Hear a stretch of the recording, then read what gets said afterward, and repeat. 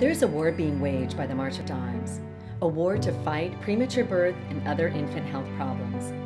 Every year, more than 500,000 babies are born prematurely. More than 100,000 will suffer serious long-term consequences. 4,800 will die.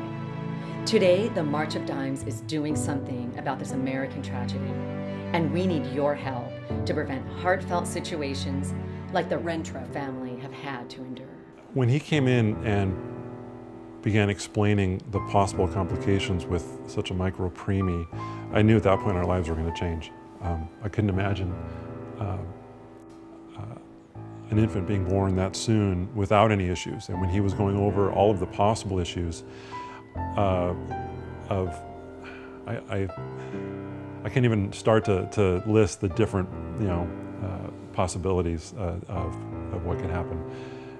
But again, I knew that things weren't going to be the same, and we just prayed that we'd have a normal as possible baby, considering what we're going through.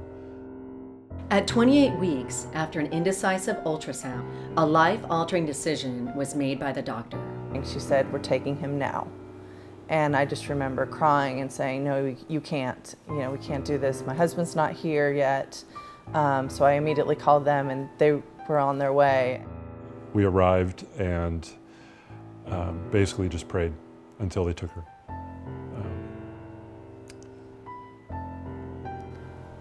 We all just piled on my bed, my dad and Rich and I, and we just cried and said a prayer, and they took me off. After a strenuous operation, baby Austin was successfully delivered premature. They had already put him on a little table, and when I first saw him, it was shocking, emotional. It was I've never seen anything like it. He was so small and so fragile, but he was my son, and it was an amazing sight to see him 3 months before we expected to see him. First time we got to hold him was at 34 days. He was on a ventilator for 34 days, so our hospital wouldn't allow us to hold him until he came off. And I'll never forget that day. We walked in, and we just looked at each other and wanted to scream because the day was here, most moms and dads get to hold them right when they're born, and he was taken from us. So it was just the most precious day to have him. Months after Austin was born, he was finally released into the care of his loving family. However, after an intensive medical exam, little Austin stopped breathing. I looked over at Austin, and the next thing I knew, he was blue. I instantly ran around the other side of the car because Dawn was seated next to him in the back seat, pulled him out, noticed that he was completely lifeless.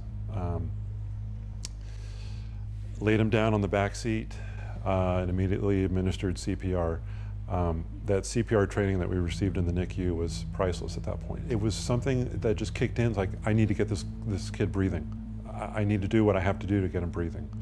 Rich saved his son that day, and although there have been continued complications with Austin, nothing has measured up to the terrifying moments of the day that he stopped breathing. Today, Austin is in good health.